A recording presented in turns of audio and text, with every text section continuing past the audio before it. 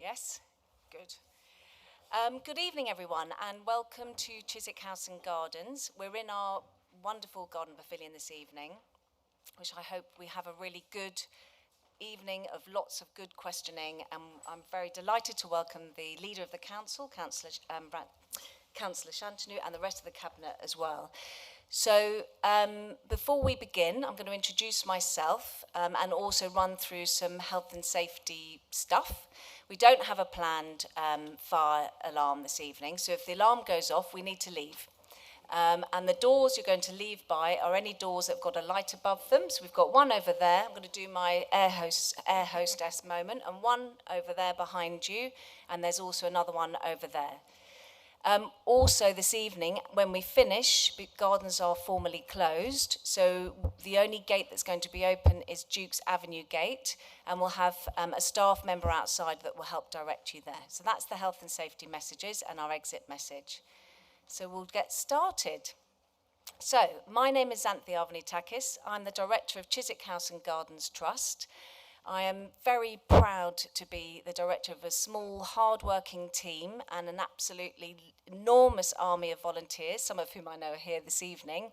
And we are very proud custodians of this amazing 65 acres of gardens, a wonderful Grade 1 listed house right behind you, a beautiful 2-acre kitchen garden, and we're also very proud of our thriving community learning and volunteer programme. It's our mission to make sure that we remain free, open for the public, and that we also are as inclusive as possible. So I thank all of you, many of you who I'm sure are users of the gardens, because every penny you spend in the cafe, every event that you join, you're supporting this wonderful charity, so thank you. One other notice is that we have a table at the back which is staffed by council officers. So if there are questions or things that are raised that are more casework related, then we will direct you to the officers that are here this evening. So I would like to now hand over to the Leader of the Council and the Cabinet, who will all introduce themselves. Xanthi, thank you very much. Good afternoon, good evening, everyone.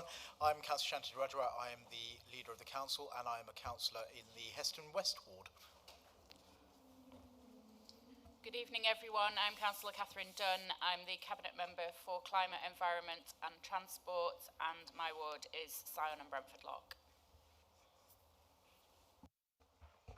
Evening to you all. My name is Councillor Shivraj Garewal, and I'm a Cabinet Member for Infrastructure, Recycling and Parking, and my ward is Heston Central.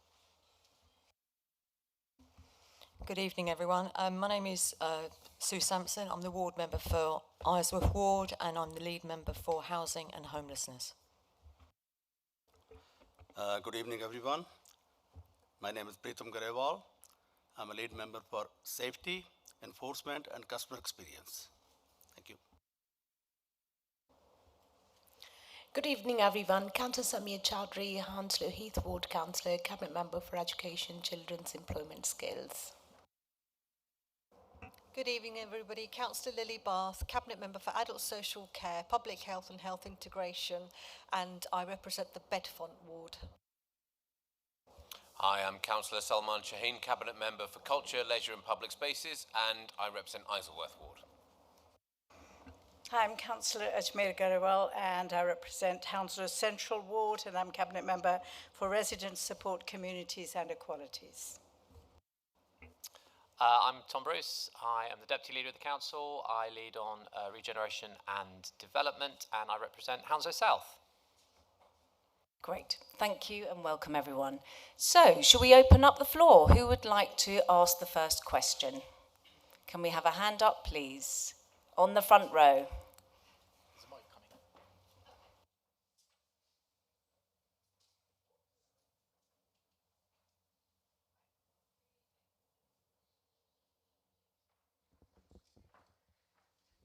Can you hear me?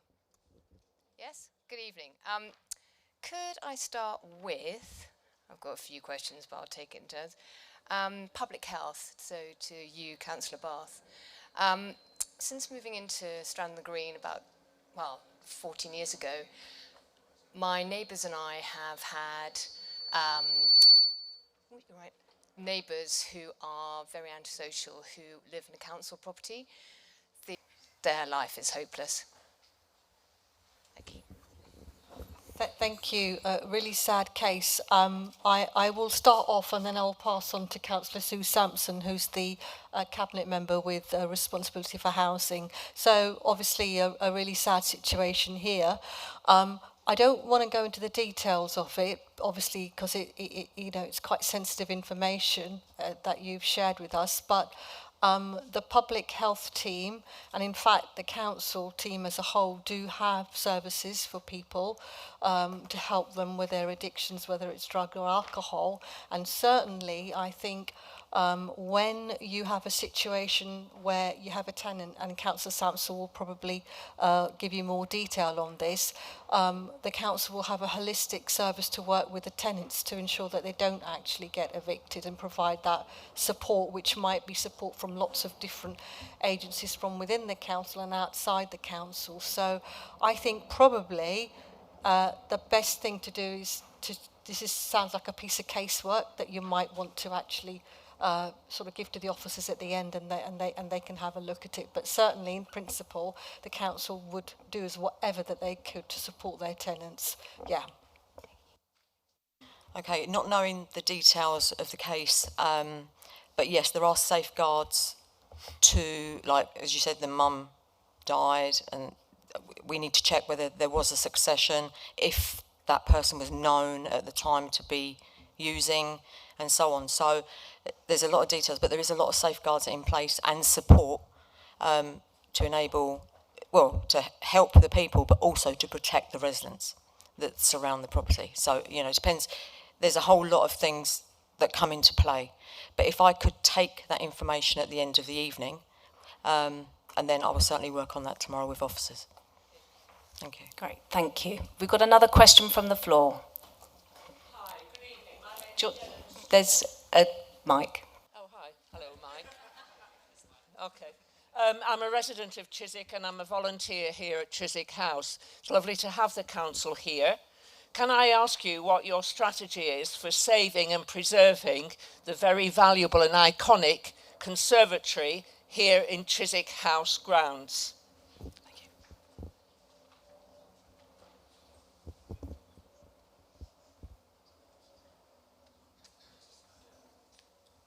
To talk about it.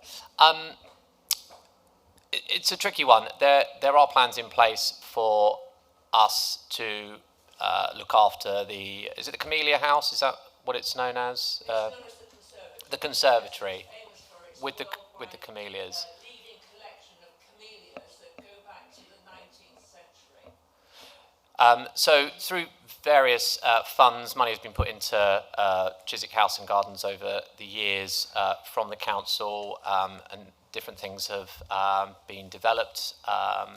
Had the house, I think we were talking about it before, the house about 10 years ago, 12 years ago, had some work done to it. Most recently, Artist Studios, we're working on, I should say, Zanti and her team are working on the education centre, as well as increasing the artist studios.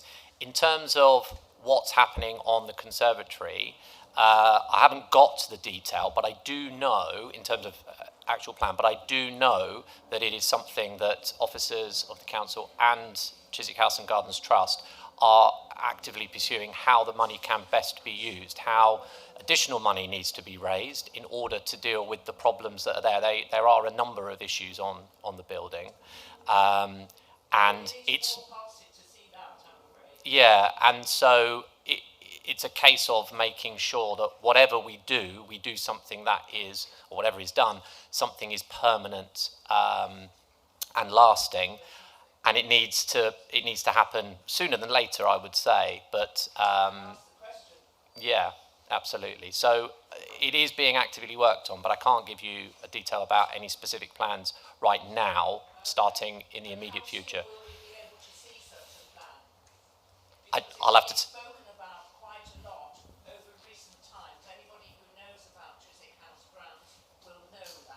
Cool. I'll have to take that away. Okay. I'll take that away. Thank you. Great. We've got another question on that row. Hi there. I did pre-submit a question, but if you're not taking those yet, that's fine. This question is more about investment in the long term in the council's assets. We have assets like parks, to follow up on yours, and subways in our borough that would have benefited enormously and would still benefit from a cost-effective maintenance and repair plan. Instead, it seems that we see them deteriorate to such a point when it either requires public or charity fundraisers to step in to help them, Gunnersbury Park being an example, Chiswick House being an example, or developers' money to be able to bring them back up to the standard which should have been maintained in the first place. I know this came up in the Parks Forum, Councillor Shaheen will remember that, when we were talking about parks.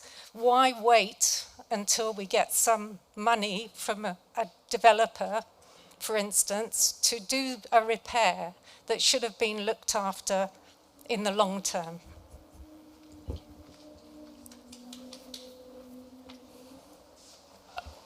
Well, I can start in terms of, you were specifically asking about subways and parks and that kind of thing, which I'll for example, so I can talk about assets in terms of corporate property, which comes under my remit. I think the simple answer is there is a plan to maintain. There is a maintenance plan on all our parks, all our open spaces, the assets that we have.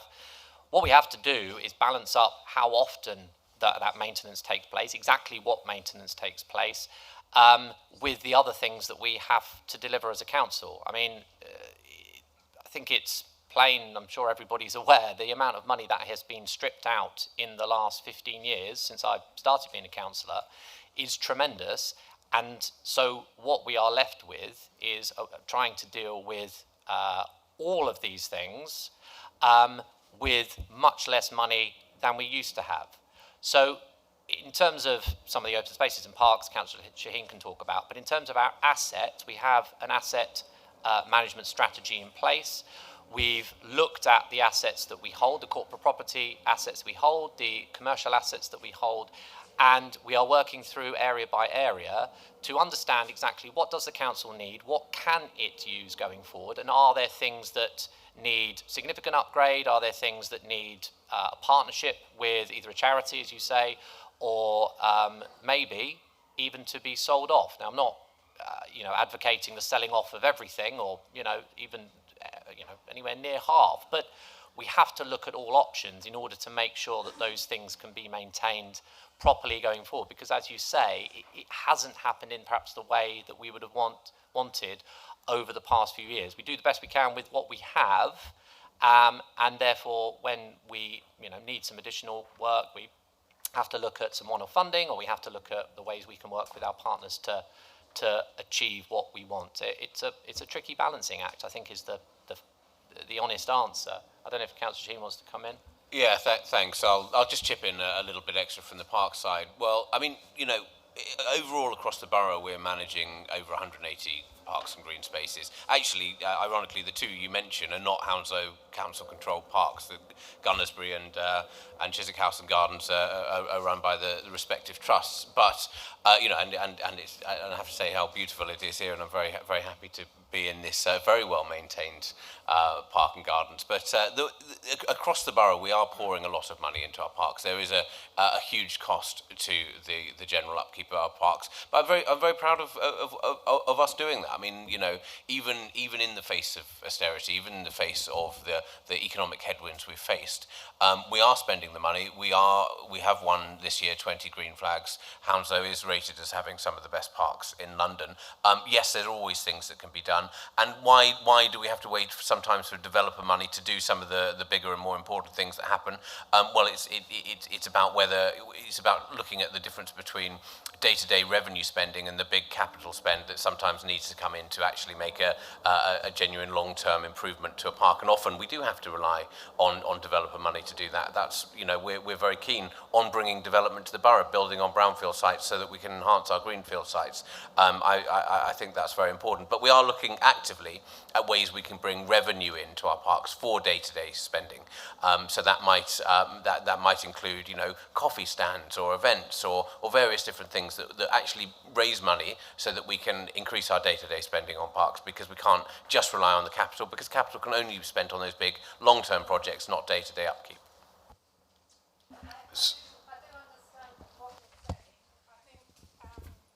Often, and again we've talked about it at the Parks Forum, the big capital spend projects are ones that could have been avoided potentially by a proper maintenance program in the first place that is more cost effective over the long run and more predictable.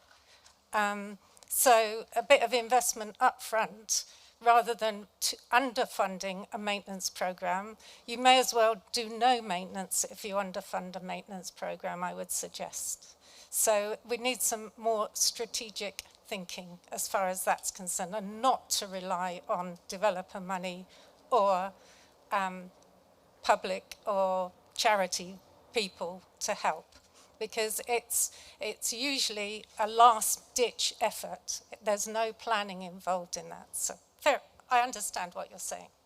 Yeah, just to answer that point, absolutely, we are looking at ways that our parks can raise money. At the moment, parks are a place where money is spent, but how do we bring in more money?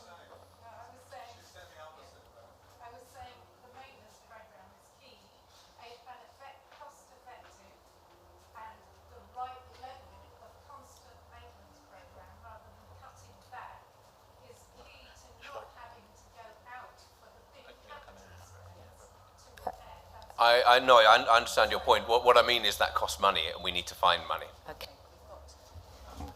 Okay, over to the leader. So, whilst I take the point that you're raising there, every year, as part of the budget process, we produce a report which talks about our capital programme and actually does programme in the regular maintenance of various different things, be it parks, be it our houses, which, you know, for which we've got 13,000, our open spaces, and looks at what investment is needed. I think, whilst I'm not trying to be defensive, I take the point that you're making. We have been on a journey. We've not always been perfect in the past around really scheduling and looking at what that maintenance program looks like. I think we are a lot better than we've ever been, and you know that's a continuous program of improvement, and I accept that entirely. I think context here is important, though. We are in a perfect storm where over the last sort of 5 to 6 years, we've seen inflation running high, and that has an impact on the cost to the council, and the cost of work has also increased as well, and the pot of money has pretty much stayed the same, if not reduced over time as well. So there is a balancing act, as Councillor Shaheen and Councillor Bruce said. That having been said, you know, we fully understand that those assets are gems and they should be looked after. It just means that sometimes that maintenance program has to stretch over a longer period of time. Now, you could argue that adds cost over a period of time, but that's the only option we've got in order to make that pot of money to go even further. But that is produced every year, and you know, we're coming into the budget round. It's I think we set our budget in the first week of March. It will be a document that exists within that budget pack, and I welcome anyone that would like to have a look at it and come back with any questions on it. Okay, I've got a question here on the second row. Gentleman with the blue jumper. Thank you. Is it on? Thank you. Carrying on from the parks discussion we're just having, I live close to Gunnersbury Park, and I don't know so much about the structure of Chiswick Park, but I'm assuming it's similar to Gunnersbury Park, but Gunnersbury Park is very opaque as to the CIC structure does not give us clear financial results, and it strikes me that they are running these music festivals and things, and there is an awful lot of work going in and cost going in ultimately to the council in terms of the issues that happen around the park with noise and cleanups and antisocial behaviour and things like that. And it strikes me that there's the CIC management there are not properly pricing it. If they want to run these events in the park, they've got to be charging an awful lot more. The event organisers love it because they don't have to pay for policing and all the sort of external cleanup that they would have to manage if it was in an auditorium somewhere. They can just go to the park, they can just worry about the stuff in the park, and everything else is not their problem. Okay, Whereas I'm going us residents pay ultimately for all that stuff and for the policing that has to go into it as well. Okay, so this is a question really more about the financial structure. Yeah, I think, my view is that events in parks should be revenue raisers, absolutely should be revenue raisers. There's a key reason for that is, as I said earlier, parks cost money. Gunnersbury CIC, which reports to the Charity Commission and to the Gunnersbury Trust, as an independent entity from the council, does have to raise its own funds. It has to raise its own funds to do the general maintenance of the park, which is vast, but also they have the house and museum as well. So all of that, there's a cost attached to it. And at the same time, the council has taken a position where we actively want them to be able to go out and raise their own funds. That is something we want them to be able to do. We want them to stand on their own 2 feet. That's very important to both Ealing and Hounslow councils. So it is very important that events are there to raise money. If there's any suggestion that they're not getting the adequate revenue in from those events to meet their costs and various other ancillary costs that come about as a result of holding those events, well, that is something I would be very happy to talk to them about.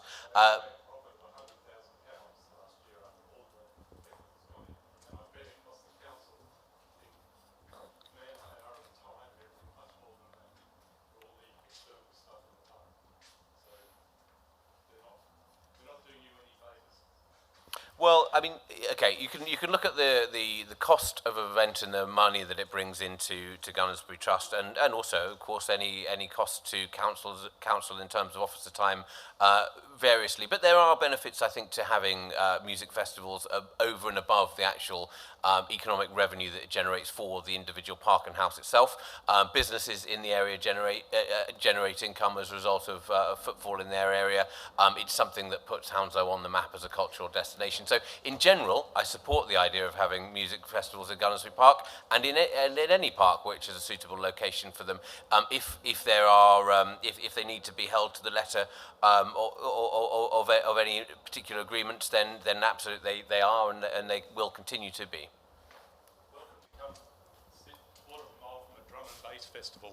I live next to Gunnersbury Park, so I can hear it. I understand. Okay, can we move on to another question? I can see a hand up on the left there. Thank you. Thanks very much. In terms of the previous speaker and funding and cost effectiveness, which related to building and spaces and subways and so on, it links in terms of what I consider to be the jewel in the crown, which is the elderly in the borough. So my question relates to inclusion and in community inclusion and engagement, and it's for Councillor Angia Grawai. Many older residents face barriers to mainstream services and have not been fully consulted. How will the council ensure that these residents are actively involved in shaping the future of the 60 plus activities programme before funding ends, and that inclusion remains central to decision making? Thank you. Thank you. Thank you. Yeah. Thank you very much.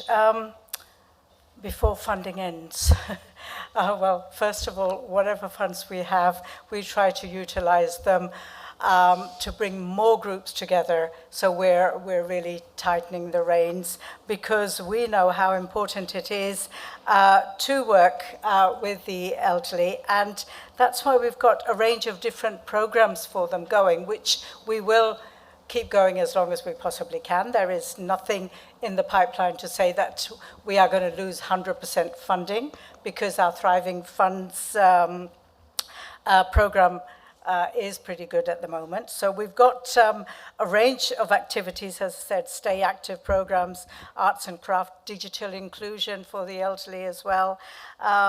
In our state of the borough, it did show that loneliness and falls are very important. So we've relaunched our Happy and Healthy in Hounslow 60s active program because we identified the need to support the elderly with fitness and well-being, which Councillor Bath will talk about in a minute as well. So there are lots and lots of activities which we have got going at the moment, and we will carry on with them.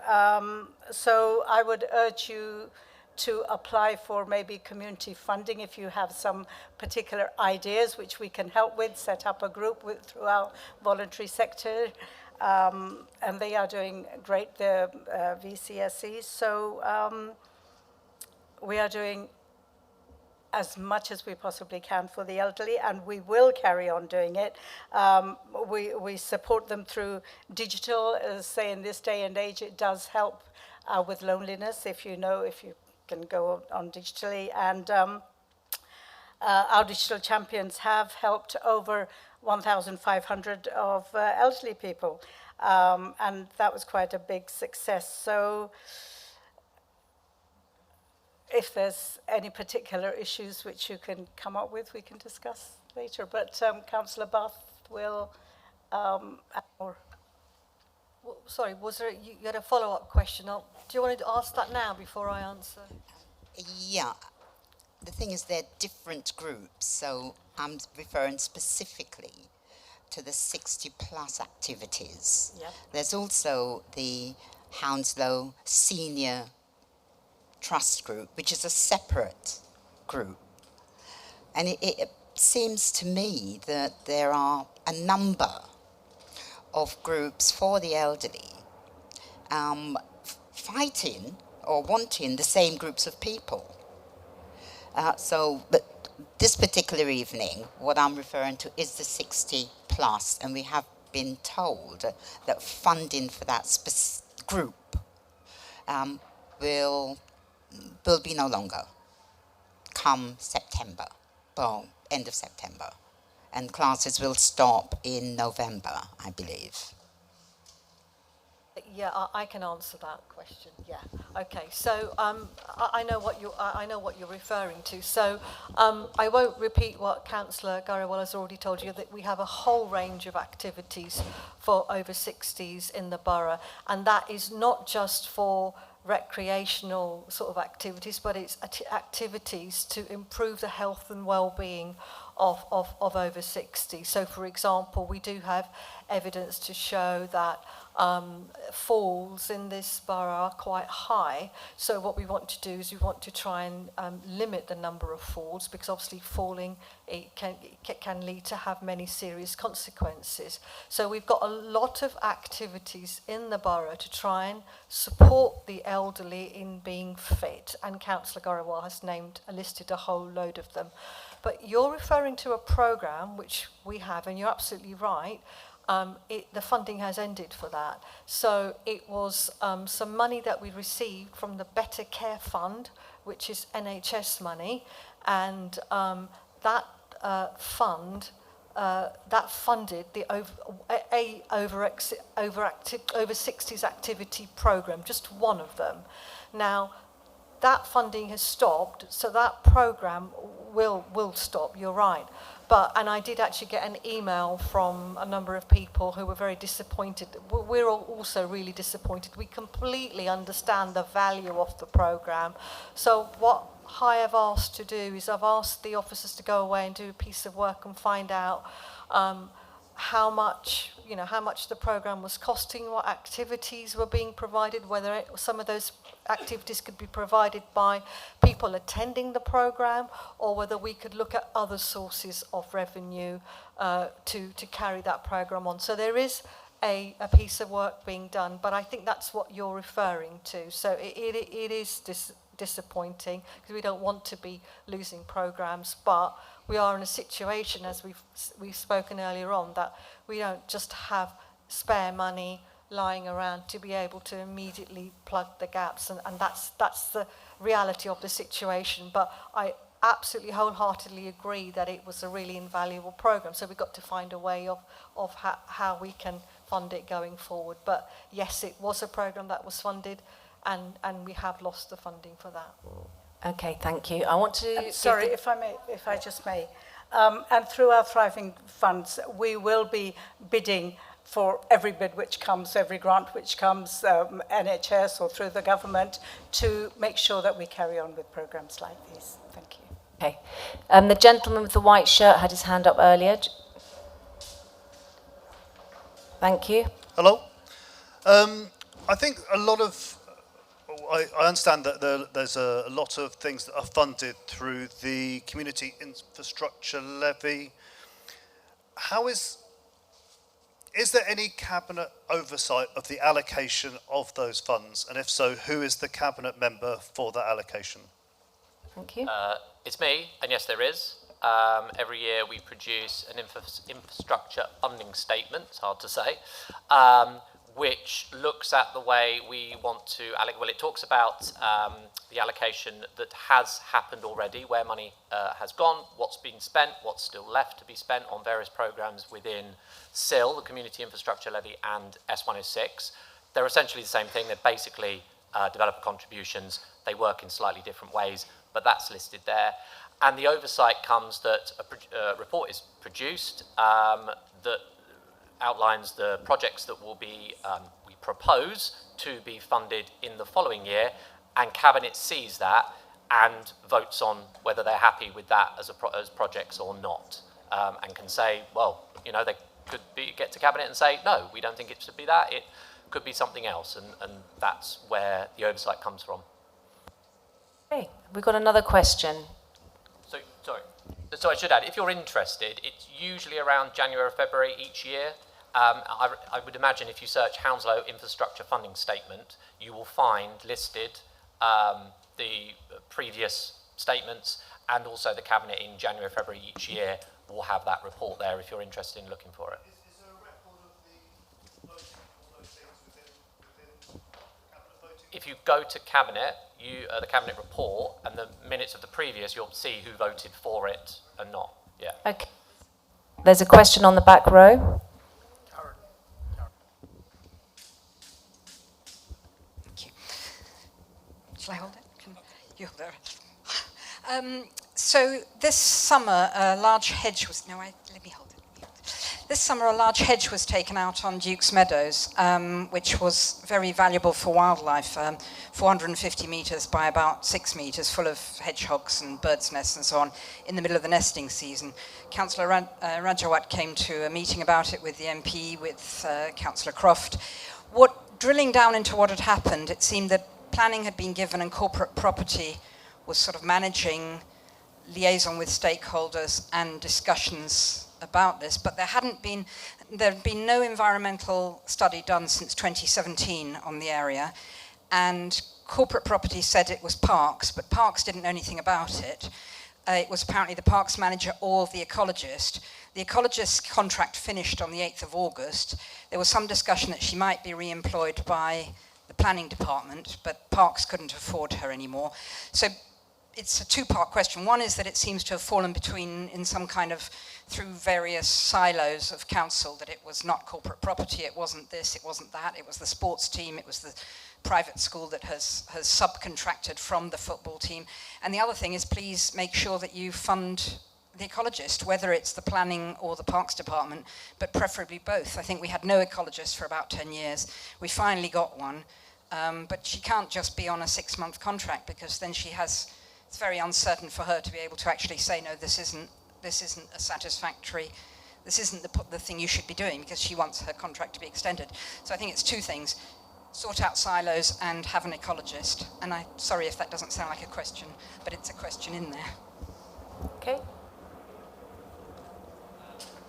Yeah, and I'm happy to pick up. I mean, there were a number of things that happened, culminating in that hedge being taken out unnecessarily, unfortunately, and that, as far as I know, and the detail, shouldn't have happened.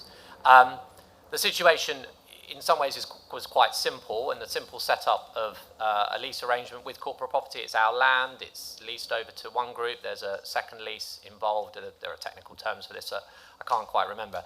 In order to get funding into that park, in order to enable development to happen, I don't mean housing development, I mean sports development to happen, and to promote community activity in the area, as well as what would happen for the school using it, and the rugby club using it, or the football club, sorry, I should say, using it.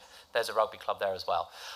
Under the lease arrangements, it is down to them to do all the due diligence that they should do on whether something should be taken out, what is a hedgerow and what isn't. I mean, apparently there's technical terms for hedgerow and not.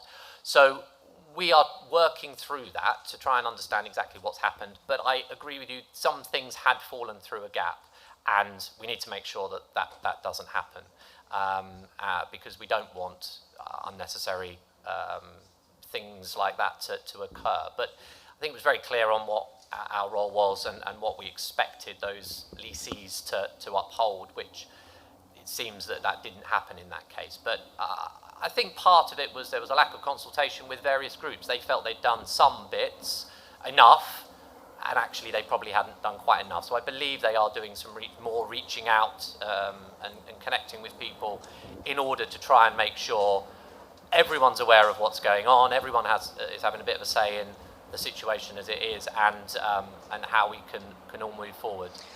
Yes, we're working. I'm part of the group that's now working with the school to try and put back the what they pulled out.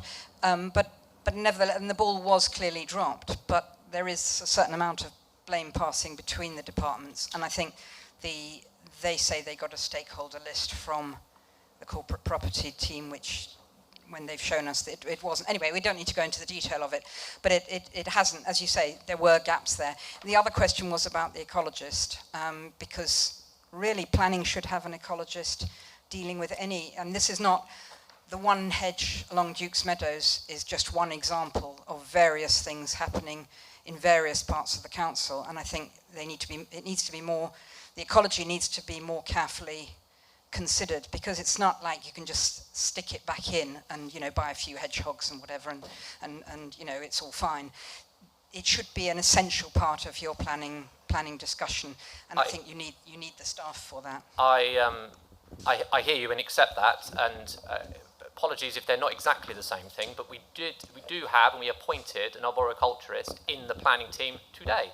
So I don't know that it exactly deals with what you're talking about, but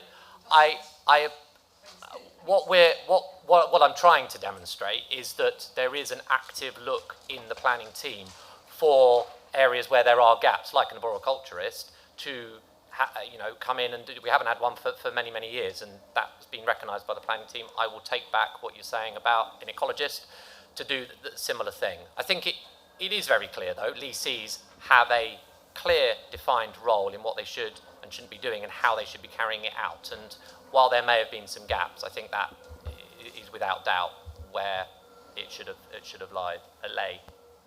Okay, thank you. I'm just going to turn to my list of questions that I know have been submitted before, and I know June Ford-Crush is in the audience. Would you like to ask your question, or do you want me to ask on your behalf? Okay. So, I'd like to ask why your planning department did not listen to objections from the many local residents, the Old Chiswick Protection Society, St Nicholas Church, Richmond Council, and more importantly, Historic England, and suggested that the high-rise building known as 1 Bellington Lane should be approved. I'm afraid I'm going to have to respectfully disagree. We absolutely, as a council and the planning department, certainly did listen very heavily to all of those groups. Just because they didn't necessarily agree with exactly what was being said or in the way that it was said, or specifically in terms of planning, it's about the weight that's given to the objections and comments that were made and how that should balance up against all the other things that were in play. So that's very clear. I was on the planning committee. I sat there and listened to that. I listened to the officer's report, going through and describing all of the things that had been brought up and why certain weight was given to certain things.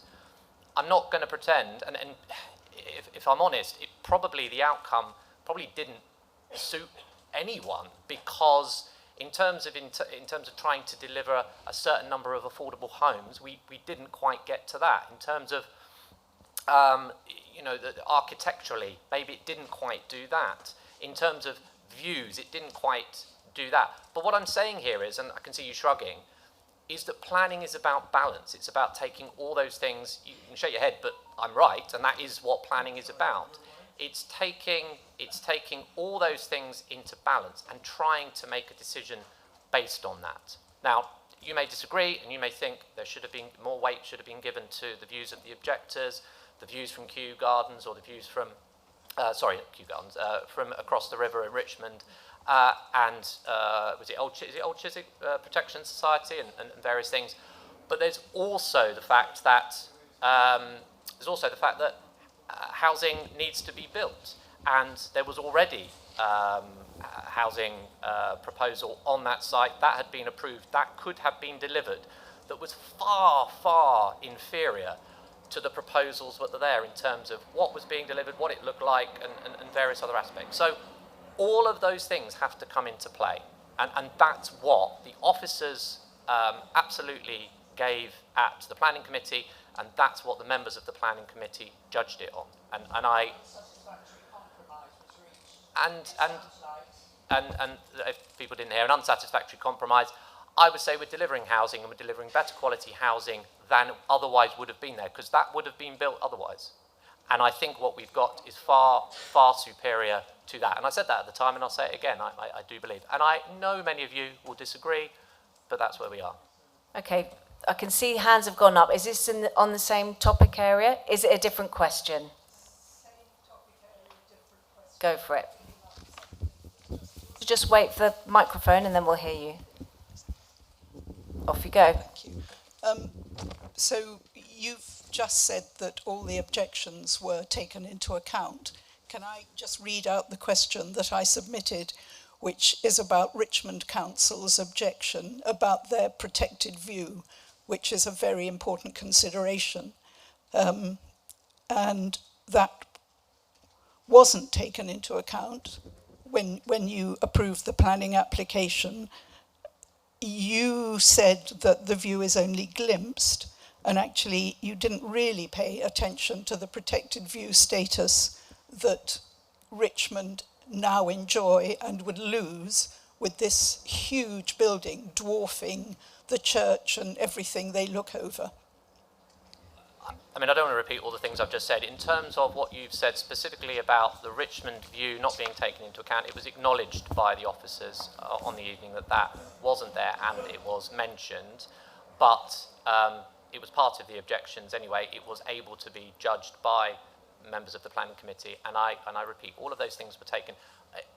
It's not something that people there are necessarily going to agree with, people who like that view, but equally on the other side, I am determined to deliver homes, not at any cost, and I always say this, it's not at any cost, but there is always a balance in terms of delivering infrastructure homes, whatever it is, in terms of trying to meet the needs and the wants of various people. So, we could go on about it and judge it all evening. That's the decision that was made on that evening against all the things that were... Okay, hang on. I'd like to come in. I'm not saying I'm right about the decision. To be clear, what I said was no. What I said was I'm right that planning is about balance. That is correct. Planning is. I didn't say the decision was right. I believe it's right, but that's a different thing. Planning is about balance, and I'm right about that. Okay, I'm going to move us on. Is there another question about a different topic? We can come back to that, but I'd like to move us on. I can see 4 hands at the back. Should we take the lady down the middle at the back row? Can we get a microphone to her, please? Do you want to stand up so we can see you and hear you? Lovely, thank you. You're going to hold it, okay. Off you go. Thank you so much. First of all, I'd like to correct something. A CAC does not report to Charity Commission, they report to Company House, like every other company. I will also ask you to let me get all the information I need to get out and not interrupt me, because I'm pretty sure that a lot of you are actually not aware of a lot of it. Even though it has been submitted to quite a few of you, I'm fairly certain no one's actually read all of this. Now, please note, the culture you refer to in Gunnersbury Park has brought not only a lot of drugs, but also 2 stabbings during Crank Brother and several cars and homes being broken into during Festival of Republic Pausa. You talked about your asset management strategy and selling off assets. We already know that the Northwest Lodge in the park is already marked for sale. There was a master plan submitted to Historic England in 2021 with the knowledge of the council to turn the Grade 2 listed small mansion meant to be an art center into an Airbnb for the events, despite the existing covenant protecting it. The CAC model does not work, in the words of its own CEO at the last Chiswick Area Forum.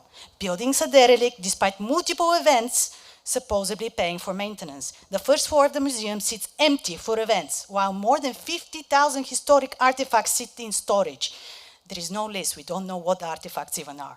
Despite all of this, Hounslow Council rented out Gunnersbury Park to the CAC for a peppercorn rent of only £1, while giving them $250,000 yearly from our taxes without any publicly available financial or maintenance audits.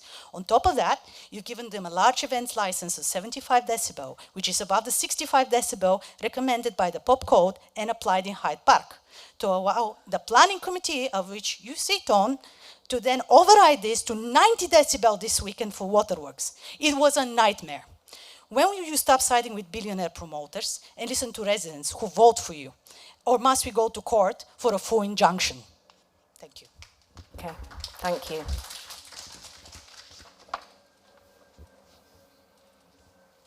Okay, can you just repeat what the actual question is? Will you listen to our complaints and serious concerns, or must we take you to court? Because we will.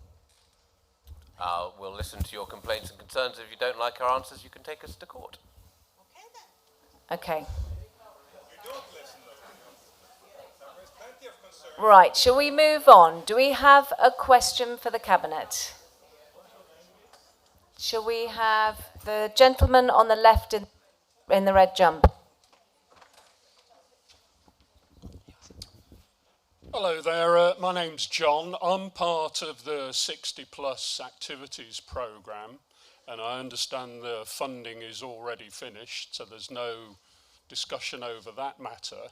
What about the possibility of yourself, or you said there's ongoing work with officers, coming to see some of these activities and talking to the participants, because the benefits are not just falls prevention, it's not just physical, there's the mental health benefits, there are people who have a single activity per week to attend, which is close to them. They can't travel, they have no means of travelling any sort of extensive distance. Can you commit to people coming and seeing what's going on in this programme? Thank you. Yeah, I mean, I agree with you. It's not just about falls. It's a whole load of, I absolutely agree with you. It's about also not just providing invaluable activities, but activities like these do also help with loneliness. People meeting, you know, other residents who are in the same situation as them. As I said before, although the funding has stopped, there is a piece of work which involves engaging with yourselves, the attendees of these activities, and I believe that is taking place at the moment. I've been told that. I'm more than happy to come and visit and take part in activities and listen to you, but that I understand that that is happening at the moment, and the idea behind that is to talk to you, hear what it is that you really like about the activities, see if these activities can be perhaps provided by a voluntary sector organisation working in partnership with them, see how much they cost and come up with a plan. So definitely it's all about listening to you and what it is that, who attends, what they really like, how much it costs, and also looking at whether some of the attendees could pay for some of these activities. That could be an option as well. So, that is happening now. So do let me know if you think that you haven't been consulted, because that is certainly what I've been told is happening now or in the near future. And I would be happy to come and chat to you as well, no problem. Hello, sorry. Yes, do you want to stand and wait for a microphone? Thank you. Go ahead. We are part of the committee who've been communicating with you. Unfortunately, we've been trying to get a meeting before the end of the funding, which ends in September. And we are also aware that the actual activities will end in November. Unfortunately, we haven't had that response yet.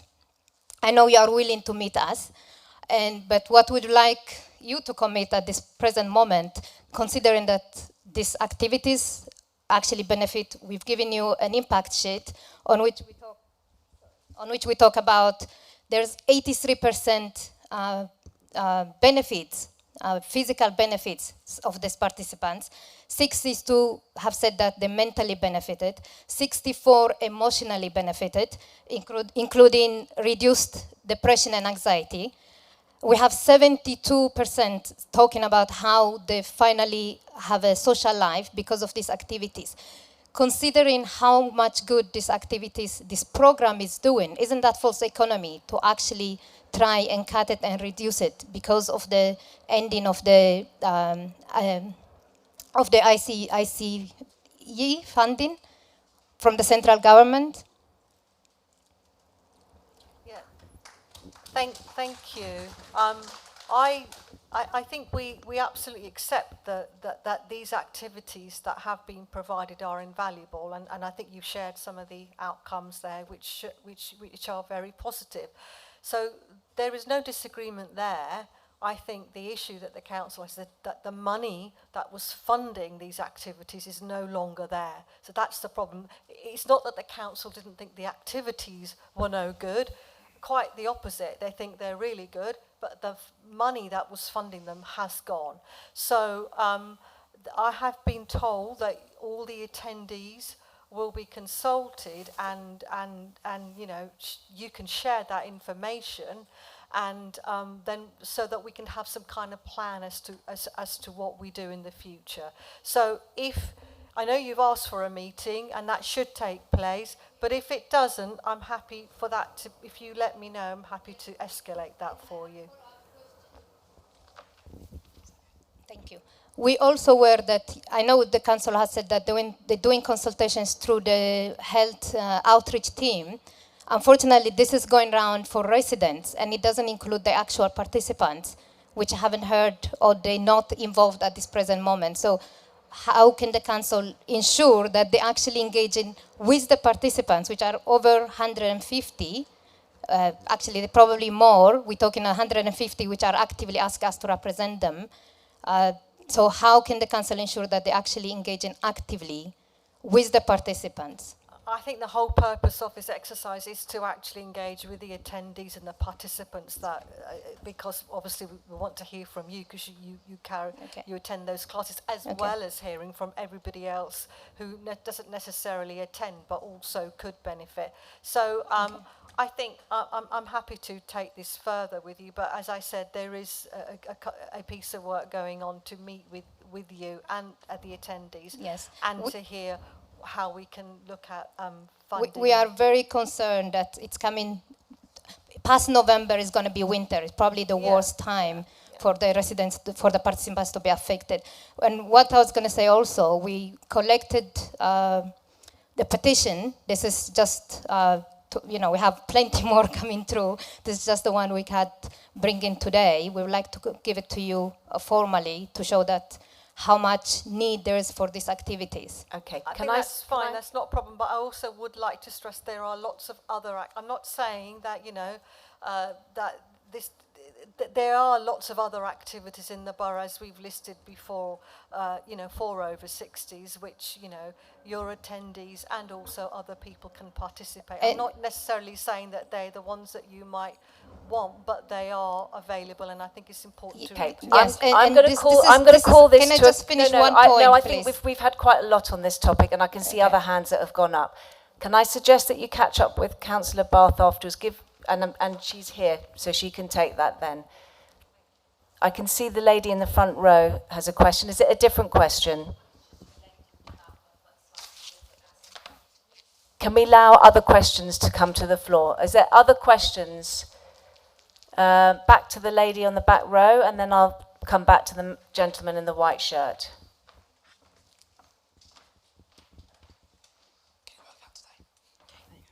Hi, thanks. So I've just been hearing from all of you, and there's a certain amount of logic fallacy going on with your reasoning, so just bear with me. My question is to do with the road, the A316 here, and the traffic that we've had and we continue to have even during the summer holidays, off-peak times. There's a constant traffic jam, and that's because of the road closure or the road restriction on Staveley Road and Hartington Road.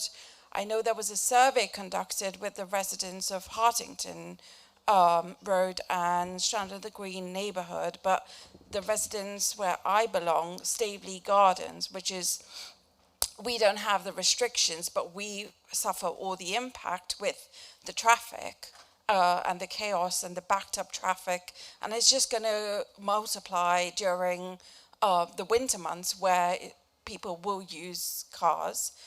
Then the second thing is, now you're talking about a new build. Great, I think most of us would agree with wanting new development and new housing for people that need it in the area. But I think you've allocated about 3 parking spaces or a handful of parking spaces at that junction where majority of the traffic is going. So you're now adding, or you're planning on adding, is it 150 units at 1 Burlington Lane? Barely any parking spaces. How do you envisage people to travel?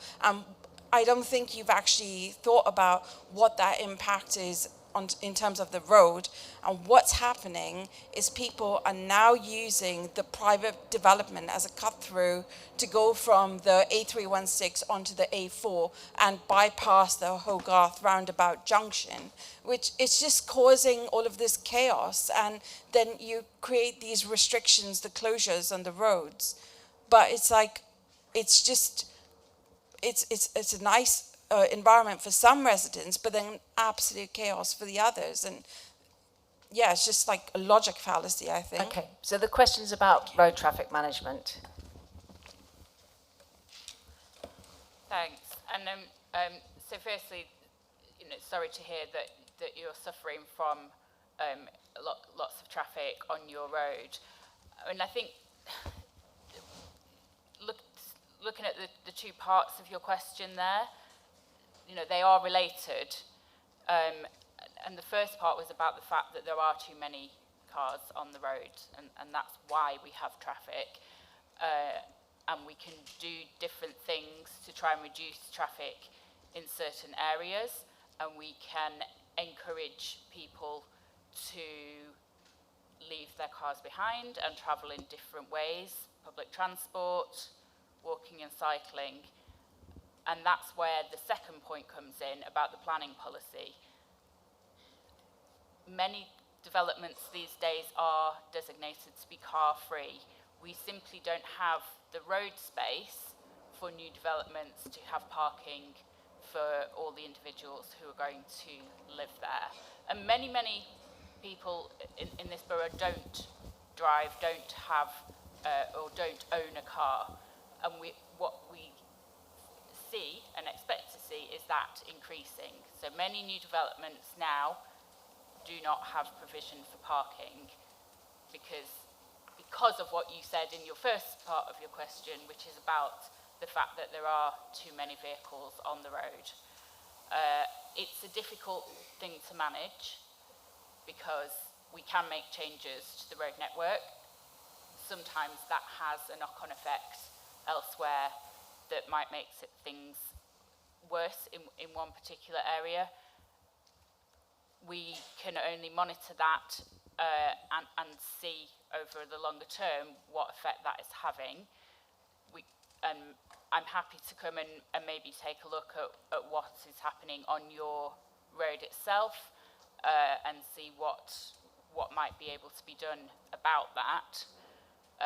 As for the restrictions themselves, obviously we have gone through consultation, through a trial period and a review of that, and seen, it has met the objectives that we set out for it to meet. And often in these schemes, we get people saying, oh, it's increased traffic on the boundary roads, but very often that's not actually borne out by the evidence. What you are seeing is the contrast between the roads where traffic restrictions have been put in place and the roads that don't have that, which I appreciate that's not fair, but we can't fix every road, and what we can only do is try to make those improvements so that more people feel able to use other methods of transport to get around.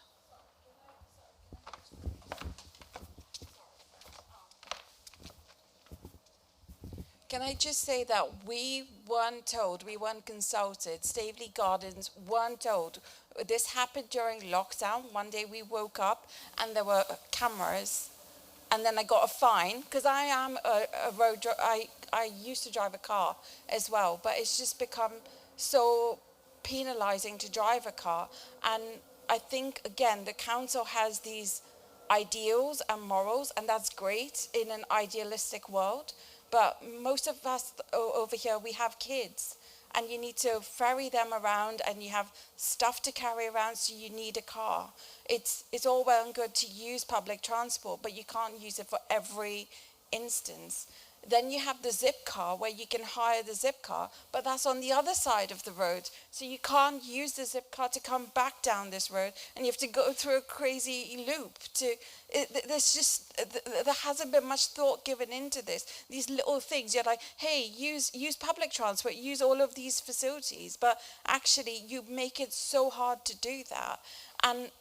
And also another thing, can I just say that we have a lot of people, because there are no restrictions on Staveley Gardens, there are people now dumping their cars, abandoned cars, robbed cars, just abandoned on our road, that now we have to deal with as well. So you're making all of these restrictions, and then what we don't want as Staveley Gardens residents is to have more restrictions on our road. We don't want that. But we don't want our road to be used as a dumping ground either for abandoned vehicles. And the question? It's just there hasn't been any consultation done to us. Are you able to answer that about the consultation? Well, so I think there's definitely some things we can do. So obviously, if people are, I'm not quite sure what you mean when you say dumping cars, whether those are abandoned cars that are no longer in use, no longer roadworthy.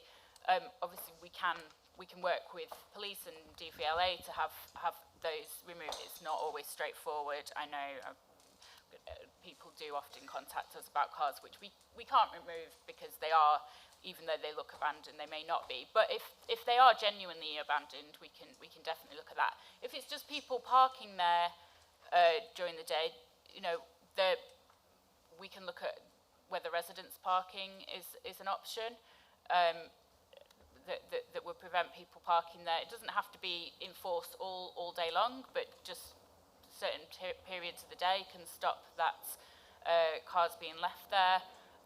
On the consultation, I mean, there was a consultation that everyone was able to respond to.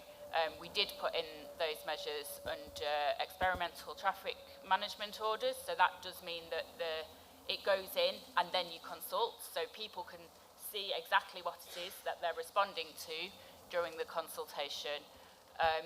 But as I said, very happy to come and see what the issues are on your particular street and what might be done about that.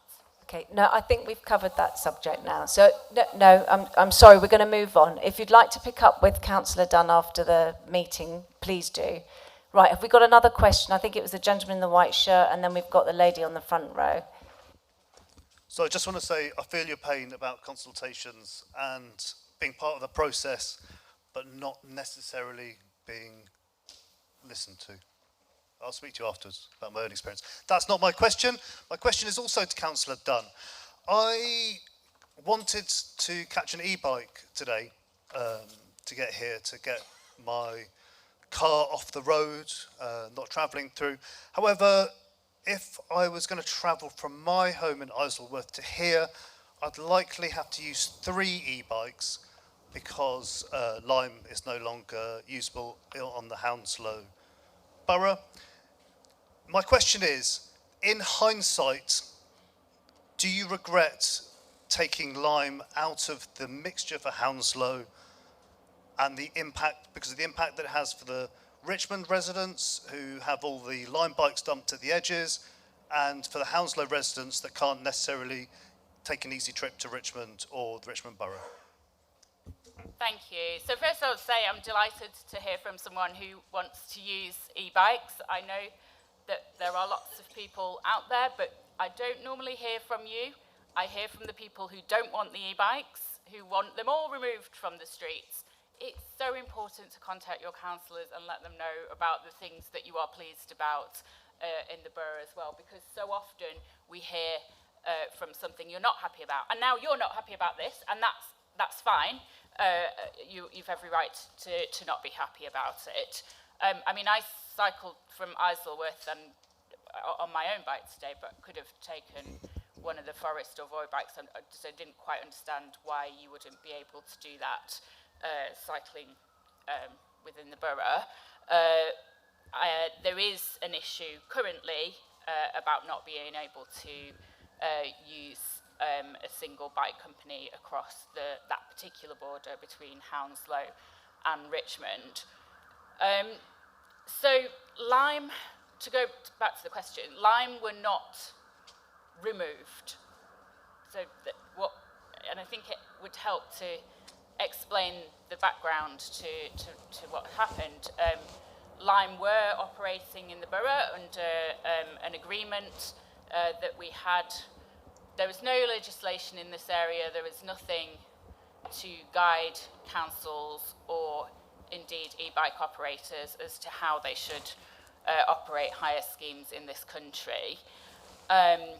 So we had a 2-year agreement with Lyme, which was in operation whilst we were trialling the scheme in the borough with the parking bays that we put in for the bikes.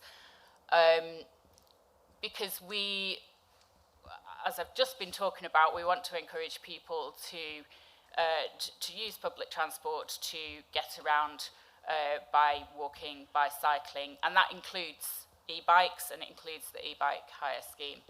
So that took place with an agreement with Lyme. That came to the end, at the end of the trial, and we agreed to make the scheme permanent. There were plenty of criticisms, as I've alluded to, and as I said, yes to e-bikes, but also yes to clear pavements for people walking, using wheelchairs, pushing prams and buggies around. And one of the key pieces of feedback that we received during the trial was that bikes were not enough of the time being returned to the parking bays that had been set aside for them and were being left lying around. Now, we decided it's a good scheme, we want to keep it, we want to make changes, and also by this time there were more operators on the scene. So back when we started the agreement with Lyme were the only e-bike operators that wanted to operate in the borough. Fast forward to this year, and there are more operators, many of whom do operate across lots of London boroughs, as do Lime. So we held a competitive tender. Lime put in a bid, as did the other bike companies. So they had every opportunity. They weren't banned from doing so. They were allowed to put in a bid the same as the other companies, but their bid was not the strongest, and the two operators that were selected came higher in that process. Now that does throw up issues. It's not something that we are the only borough that has to deal with. Lots of boroughs now are running these competitive tenders. It is not a situation I wanted to be in, frankly, at this point in time.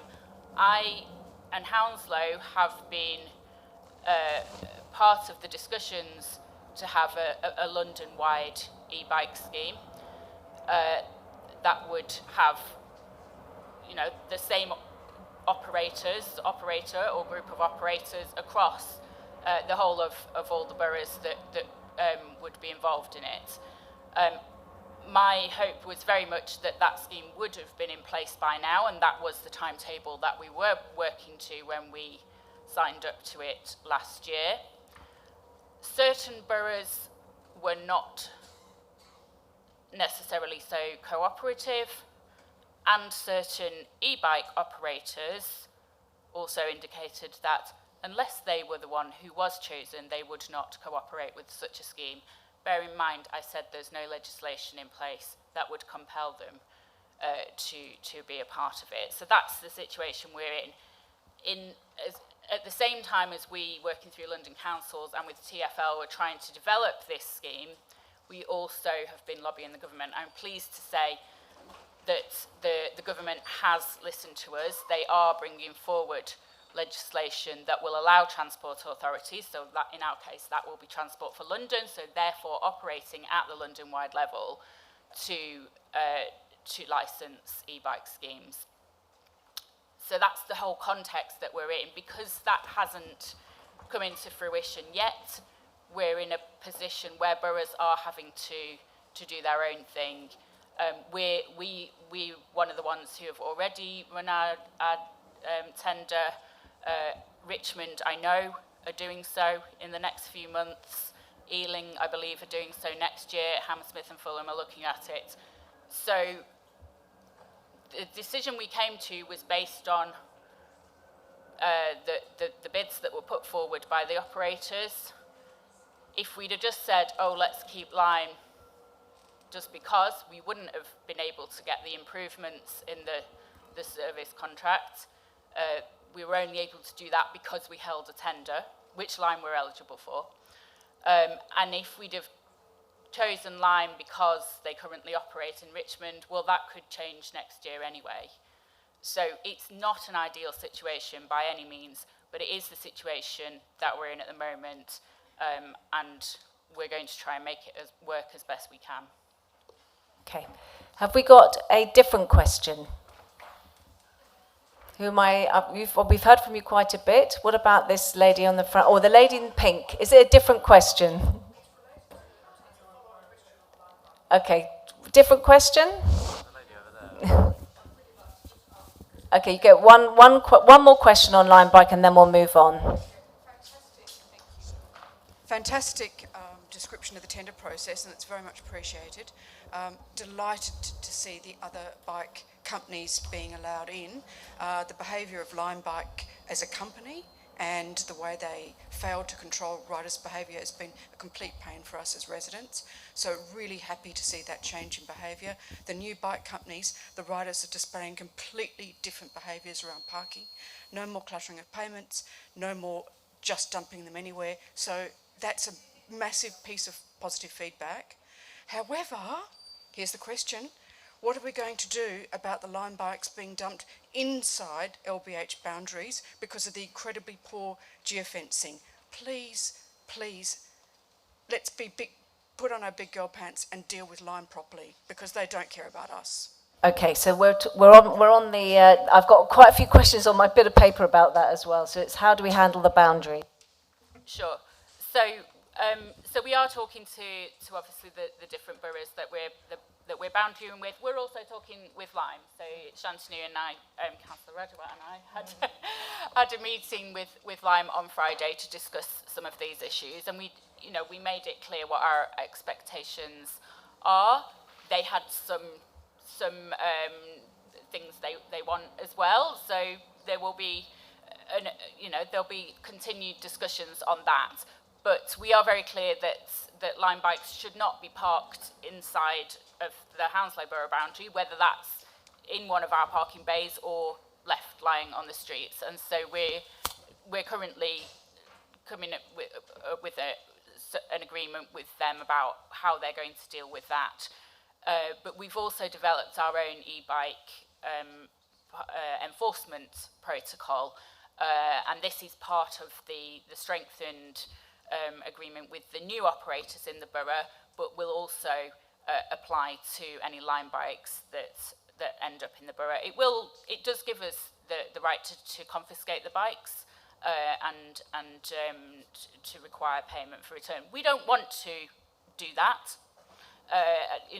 That's like the last resort, but the companies are aware of it, and hopefully that will drive better behaviour from them as well. Okay. Do we have a fresh question? So the lady in pink at the back, or orangey pink. Thank you. A very specific question. I live in Staveley Gardens, and in front of my house there is a lamp post. It hasn't been working for 4 years. I made every attempt possible with everyone in the council to fix it. It doesn't belong to the council, but it doesn't belong to the owner of the street either. So the street is private. It belongs to the developer that built all the houses.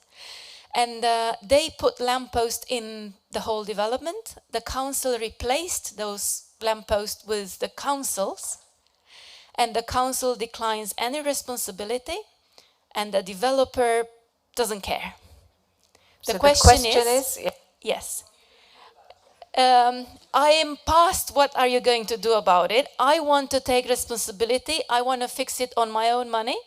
And I also want to move it because it's preventing parking. So I want to move it on a side, 2 meters on a side. I need access to to switch the power off, and that is what I'm asking you to help me with. Okay. Provided you have no objection to me fixing it and moving it. Yeah. Thank you for bringing this up. I'm not aware of this, but I'll give you my email before I go, and you can send me an email explaining everything. I'll speak to Highways, and I'll come personally with the officers there, whichever way we can help you. That's what I can do, because as you explained, it's a private property, it's a private road, but if there is something in my power as a cabinet member I can do, I'll certainly do it. Yeah. Oh, there you go. Right, I think I'm just looking at the watch. I think we've got about 10 minutes left. And do you want to read it out, or would you like me to read it out? Go ahead. Thank you. Council, it's about council policy and guidance, and it does refer to the last planning committee meeting. Apologies for that, Councillor Bruce. And I will be covering balance, as you've made it clear that residents' voices are low in the mix on the balance decision. But my particular question is about the One Burlington Lane development decision was informed by the emerging local plans. So you've seen sight of the pre-submitted questions. Oh, okay. It was mentioned during the committee meeting that it was informed by the emerging local plan. So my question was, where is this plan published as opposed to the current local plan? What's its legal status? And to what extent have you consulted on the site-specific contents, for instance, of that local plan? Because that's the background behind it. So we have a local plan. London has a London plan. There is national planning policy framework. That is how planning is developed in various areas across the country. We have one from 2015 that has changed over time. What we've done in the last, I think, 3 years, certainly since I became lead member for this, and it started a little bit before me, so maybe 3.5 years, is we've been working to update the whole local plan, which will essentially be called the local plan 2025 or 26, depending on when the inspector hopefully approves it, either later this year or most likely early next year. That's what we describe as the emerging local plan. Once it becomes policy and the inspector agrees with it, it will be the plan. So we're in between plans in a sense, that the planning, local plan that we have from 2015 has planning, is the planning policy. The emerging local plan, while not exact policy, has weight in planning terms. And the longer you go through the process, the more weight it has in planning terms.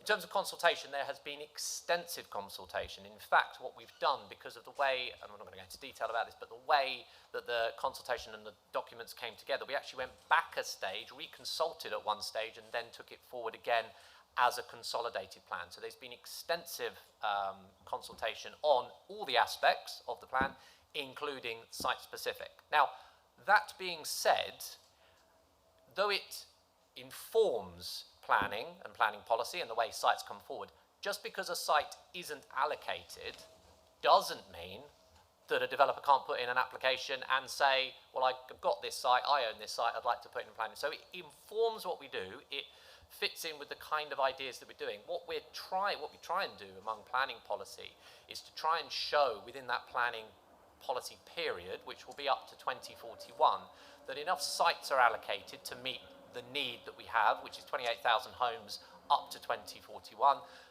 It also includes jobs, infrastructure, various other aspects of that.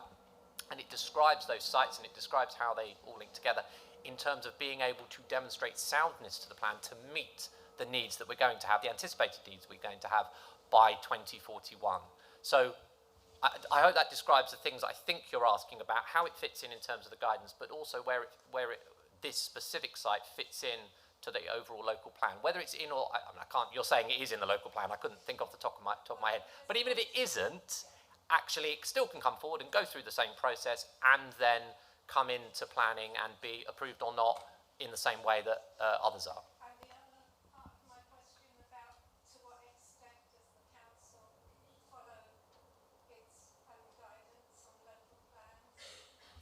Well, of course, we follow the plan, the guidance very, very closely. But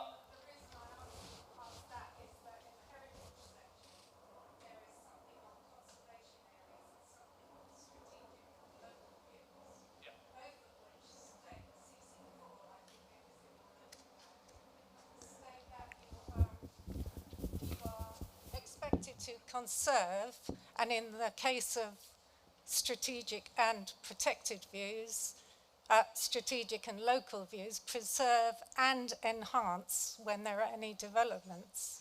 So that gives, to go back to your balance question, which I agree planning decisions require balancing, that gives that extraordinary weight to those arguments for balance purposes. And when this lady talked about the Richmond Council objection only being read out at the very, very end minute of the planning meeting on 1 Burlington Lane, so you had 3 minutes to discuss a new piece of information that wasn't in any documents, sorry. Where is the balance in that, firstly? And secondly, the balance between a position of a lower height building that wouldn't have affected the conservation areas so much versus 28 additional flats, 7 of which were social rent flats, which is excellent. People say it's better than nothing, but It's very low for your standards as a council. 21 other flats, which will be on sale for, I'm estimating, between 500,000 and 900,000. So that is the balance you looked at without that vital piece of information, apart from the last 3 minutes. Is that a balanced decision? And does it work alongside your statement that you follow your policy? Yeah.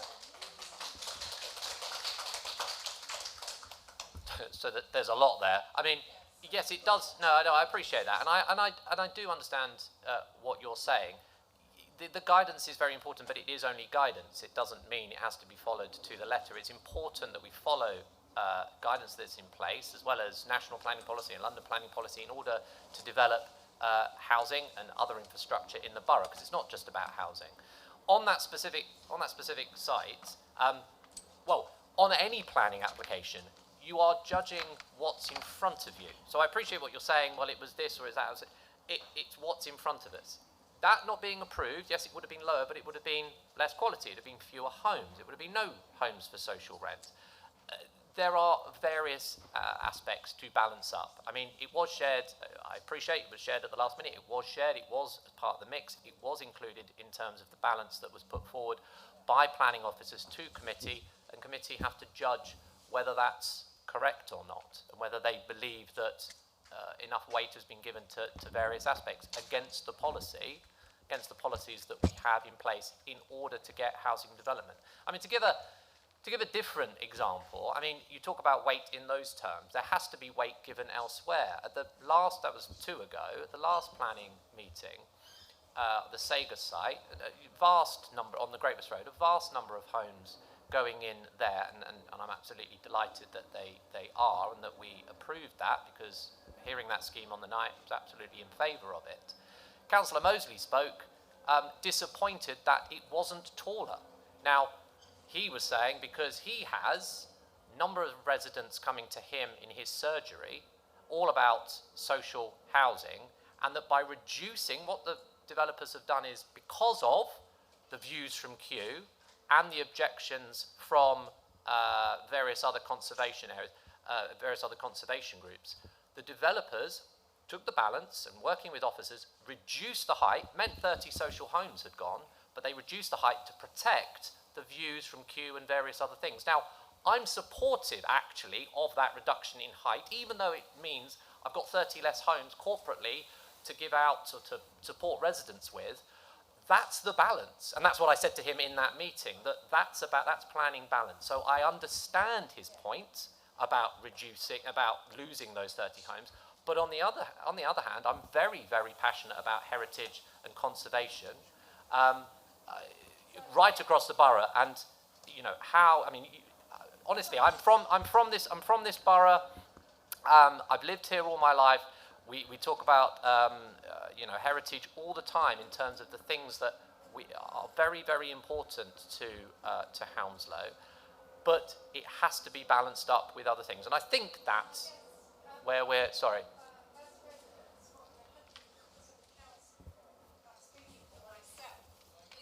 Consistency in decision making. You mentioned the Sega site, and I read the minutes of that, and you brought that building down to, you just mentioned that today. The developers brought the building down in terms of their with One Burlington Lane, you actually took the building up from the developers.